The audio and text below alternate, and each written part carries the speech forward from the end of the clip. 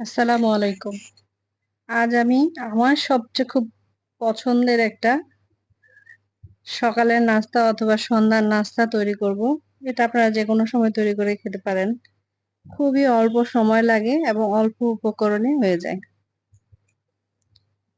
এটা আমি সেই ছোট্টবেলা থেকে খাই। আমার খুবই পছন্দের একটি খাবার।